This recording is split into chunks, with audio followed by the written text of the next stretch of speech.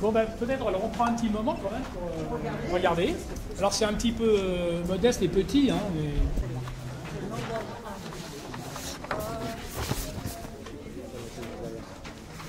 Voilà.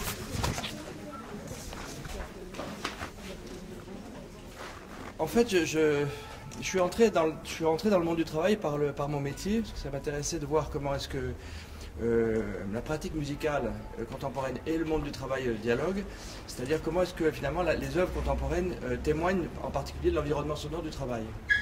Comment est-ce que la musique, à un moment donné dans les siècles, fait entendre les lieux de travail. Et donc c'était évidemment une épreuve un peu particulière qui m'a fait commencer tout un programme de mémoire sonore du monde du travail. Donc j'ai enregistré par exemple tout le site de Renault de Billancourt, les 16 000 postes de travail, et puis un hôpital, et puis petit à petit beaucoup dans le deux lieux. Et je me suis rendu compte d'une chose qui était voilà, très importante, dont on a un peu parlé tout le temps là, c'est la partie invisible du travail, c'est-à-dire ce qui n'est évidemment pas prescrit, qui n'est pas réel, qui n'est pas dans le cahier des charges, qui n'est pas dans la demande, qui est cette façon sensible qu'on a d'entretenir une relation avec son activité. Et évidemment, par l'audition, lorsque vous passez votre temps à écouter des lieux de travail uniquement avec des micros et que vous les écoutez après et que vous les faites entendre aux gens après, il naît tout d'un coup une prise de conscience de tout ce qui se passe pendant l'activité, qui vient de vous-même, ou qui vient des autres, ou qui vient du contexte, qui vient de l'environnement, qui vient de l'acoustique, et qui révèle des choses dont évidemment on n'a pas conscience tous les jours parce qu'on est pris dans une causalité. On est pris dans des causalités successives qui fait que les conditions de la causalité, c'est-à-dire les matières sonores, les types de résonance, les transmissions, les regards, tout ça ne s'entend plus puisqu'on n'entend pas, puisqu'on n'entend que le bruit de l'action. Et on n'entend pas ce qui sourd, qui n'est pas dans le bruit de l'action et qui est dans le bruit des êtres, hein, dans le bruit des gens. Et j'ai vu par exemple des ouvriers à Renault qui savaient usiner des pièces au micron près uniquement à l'oreille en fermant les yeux. Ou des gens qui rentrent dans un atelier en fermant les yeux et qui savent exactement quels sont ceux qui sont malades ou s'il y a une grève ou s'il y a une absence ou il y a des choses qui ne vont pas. Parce qu'il y a un équilibre acoustique, sonore, un équilibre humain qui est rompu ou qui est décalé. Et donc ils savent ce qui s'y passe.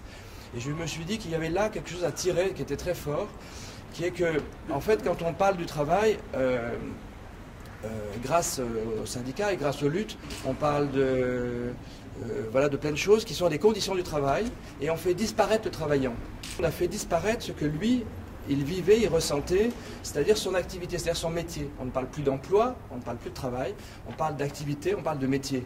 Et cette activité, elle mobilise une sexualité, on appelle la petite sexualité, c'est-à-dire c'est les petits gestes sensibles. Elle mobilise de l'affectif, de l'affectueux, qui parfois se traduit par de l'affectif, pour le pire et pour le meilleur. Elle mobilise les sens, les 5 sens, elle mobilise une historicité des sens, elle mobilise des références culturelles, elle mobilise des références historiques, sociales, idéologiques, etc. C'est toutes ces choses qu'on ne mesure jamais, qu'on ne veut pas mesurer, à la limite qu'on évacue, parce qu'on met devant toujours la question des conditions de travail, la question des relations qu'introduit le salariat, etc. Et j'ai trouvé intéressant de voir comment est-ce qu'on pouvait parler de ça. Évidemment, si c'est indicible, on ne peut pas en parler. Alors, d'où l'idée de travailler musicalement la question, comme des photographes, comme des plasticiens, comme des danseurs l'ont travaillé. Et puis après, il est venu une autre idée, c'était que quand même, quand l'artiste parle du travail, il vole la parole des gens, enfin il la vole pas parce que lui aussi il est travailleur, mais il ne faut pas exagérer. Disons qu'il prend la place des gens. Et donc on a eu l'idée de commencer à faire des entretiens. Lorsque c'est des personnes qui arrivent un petit peu à défaire ces postures, on arrive et qu'on arrive à rentrer dans des relations un peu intimes avec ces personnes, en ne cherchant pas à tout savoir d'eux, mais à être avec eux dans un travail artistique, on s'aperçoit qu'elles arrivent à dévoiler des choses qu'elles-mêmes d'ailleurs ne connaissent pas, Parce qu'un employeur ne sache pas ce que vit le salarié, ça paraît logique, parce qu'il n'est pas là. Mais le salarié ne sait pas ce qu'il vit non plus beaucoup. Et dans les on a fait des centaines d'entretiens, dans les entretiens qu'on fait souvent, à la fin de l'entretien, et ça je pense que les sociologues l'ont aussi vécu, les gens disent, ce que je vous ai dit, je ne l'avais jamais, je ne le savais pas. C'est-à-dire, je ne sais pas ce que je dis, je ne sais pas ce que je pense tant que je n'entends pas ce que je dis. C'est-à-dire que c'est la parole qui produit la pensée. Et cette parole, évidemment, s'il se met à parler à un enfant, ou s'il se met à parler à un artiste, ou s'il se met à parler à quelqu'un qui passe, elle ne sera pas la même que ces paroles que les chercheurs collectent. Et je ne dis pas que les chercheurs collectent mal, je dis simplement qu'il y a à un moment des façons de se rencontrer qui conditionnent les paroles. Et donc on a commencé à collecter des paroles de gens qui essaient de parler de leur corps dans le travail, de l'écoute, du langage dans le travail, de la pause, du collectif, des sens, etc. Et on a vu émerger une parole sur le travail qui est absolument tue par l'ensemble des salariés, donc inévitablement par les syndicats, donc inévitablement par les médias, inévitablement par les écrivains, puisque le salarié lui-même n'en parle pas. Quand je demande, en ce moment je suis à PSA à Saint-Ouen, en ce moment sur une résidence de 2 ans, quand je demande au salarié qu'est-ce que tu fais, il me dit je travaille chez Citroën. Je lui dis mais c'est pas ça que je vous ai demandé, je vous ai demandé qu'est-ce que vous faisiez. Ah ben je suis CDI, je suis conducteur d'installation. Je dis mais c'est pas ça que je vous ai demandé, je vous ai demandé ce que vous faisiez. Et en fait, petit à petit, on rentre et au bout d'un moment, on finit par comprendre ce qu'il fait. C'est-à-dire, c'est pas travailler chez Citroën, être conducteur d'installation ou être en train de faire telle pièce de voiture dans tel emboutissage.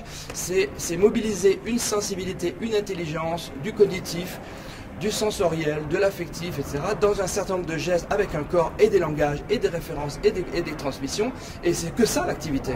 L'activité, c'est pas de la production. L'activité, c'est de la production d'activité. C'est-à-dire, c'est la production de personnes. Et bien ça, aujourd'hui, il n'y a pas d'endroit pour le dire. Et on a esquissé un petit endroit pour le dire, qui est ce journal, qui est là. Dans ce que j'ai fait. Donc je travaille dans une centrale pénitentiaire depuis 23 ans et dans une autre centrale depuis 13 ans. Et j'ai essayé d'imaginer comment est-ce qu'on pouvait créer un dispositif à 3 pieds, c'est-à-dire formation, création, travail. L'idée de dire qu'il ne peut pas y avoir de travail sans formation, c'est-à-dire pas de travail non qualifié. Vous imaginez qu'en prison, le travail n'est pas franchement qualifié. Vous savez ce qu'ils font, enfin, je pense que vous savez tous ce qu'ils font. Bon.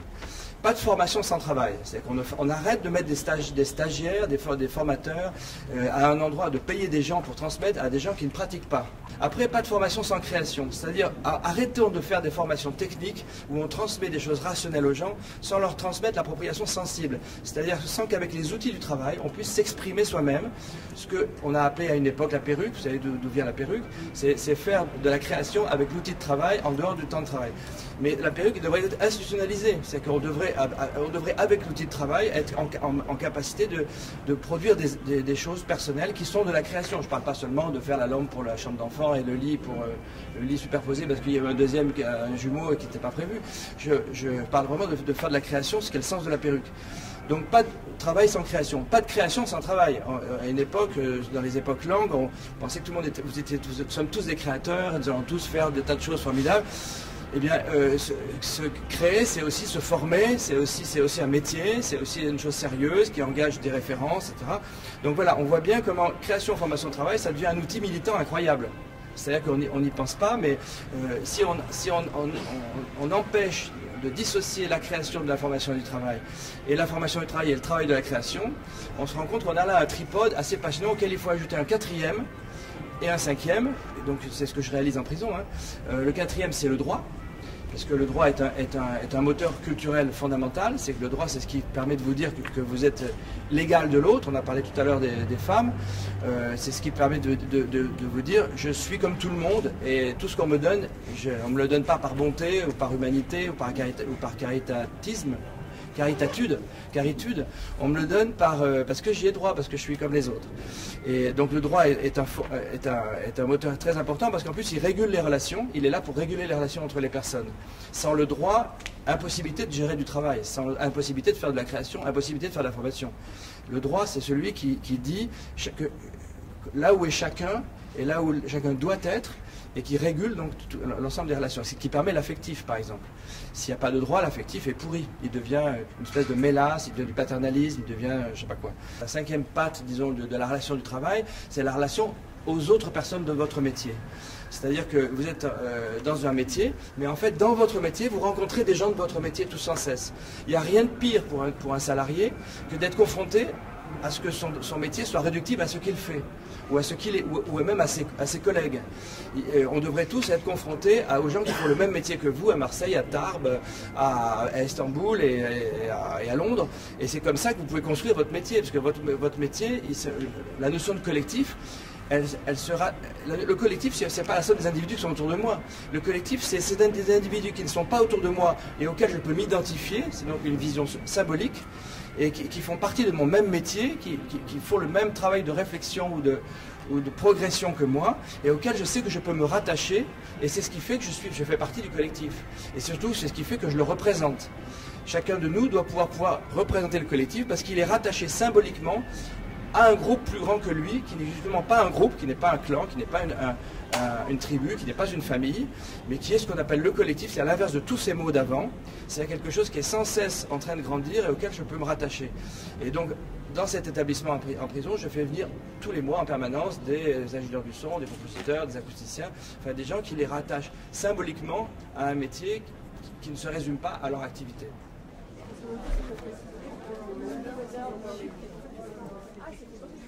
Et elle est en stage à Créteil chez Emmaüs. Et ils lui ont dit qu'elle travaillerait le jour du